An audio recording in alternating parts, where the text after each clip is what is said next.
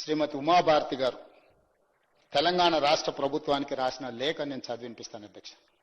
స్పష్టంగా ప్రాణహిత చేవెళ్లలో నీళ్లు అందుబాటులో ఉన్నాయి, మీకు హైడ్రాలజీ క్లియరెన్స్ ఇచ్చినము, దీని ప్రకారం మీరు ముందుకు వెళ్ళండి అని ఆనాటి జలశక్తి మినిస్టర్ ఉమాభారతి గారు రాసిండ్రు. ఆ లెటర్ని ఆనాటి సాగునీటి పారుదల శాఖ మంత్రి హరీష్ రావు గారు స్వయంగా ఎండార్స్ చేసిన లెటర్ నేను తమరికి చెప్పి వినిపిస్తాను అధ్యక్ష. 13 March 2015 planning aspect status hydrology. The hydrology of the project was cleared on 24/10/2014. 24/10/2014 ఈ డేట్ నాడు మీకు క్లియర్ గా హైడ్రాలజీ క్లియరెన్స్ ఉన్నది. Project however project authorities white there letter dated 24/11/2014 have submitted the modified hydrological series for approval. Complaints of the observation of hydrology received on 16/2/2015 and under examination in CWC. వారు ఏదైతే letter refer చేసిరో 24/10/2014 ఆ letter లో ఏమున్నది అధ్యక్ష అంటే 24/10/2014 letter.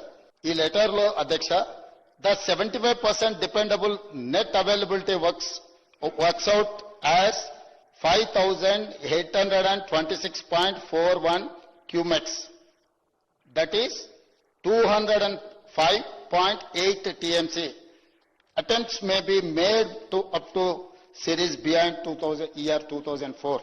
స్పష్టంగా 205 TMCల water అందుబాటులో ఉంది, మీరు ఈ ప్రాజెక్టును కట్టుకోండి అని చెప్పి ఉమాభారతి గారు లెటర్ రాస్తే ఈనాటి శాసనసభ్యులు ఆనాటి ఇరిగేషన్ శాఖ మంత్రి హరీష్ రావు గారు దీని మీద ఎండార్స్మెంట్ చేసిండ్రు.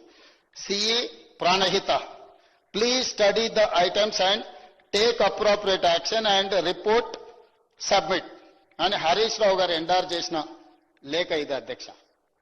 వీళ్ళు స్పష్టంగా 24/10/2014 నాడే నీటి అందుబాటులో ఉంది, మీకు అనుమతులు ఇవ్వడం జరిగింది, ప్రాజెక్టును నిర్మించుకోండి అని ఉమాభారతి గారు లేఖ రాస్తే వీళ్ళ ఉద్దేశము, వీళ్ళ ఆలోచన, వీళ్ళ తప్పుడు విధానాలు, దోపిడీ చేయాలన్న దురాశ మళ్ళీ తిరిగి మీరు ఉన్నాయా లేవా ఇంకొకసారి మళ్ళీ ఎగ్జామిన్ చేయండి అని చెప్పి వీళ్ళు తిరిగి లేఖ రాసి అక్కడ పోయి కూర్చొని నీళ్లు ఉన్నాయా లేవా అని దాన్ని మళ్ళొకసారి ఎగ్జామిన్ చేయండి అని, ఒక్కసారి మీకు అనుమతి వచ్చి ఒక్కసారి మీరు ఎమ్మెల్యేగా గెలిచి సభలోకి వచ్చిన తర్వాత సర్టిఫికేట్ తీసుకొని ఇక్కడ ఓట్ చేసినాక మళ్ళీ పోయి ప్రజలు నేను ఎమ్మెల్యే అయినా కాలేదని ఎవరైనా అడుగుతామా అధ్యక్ష?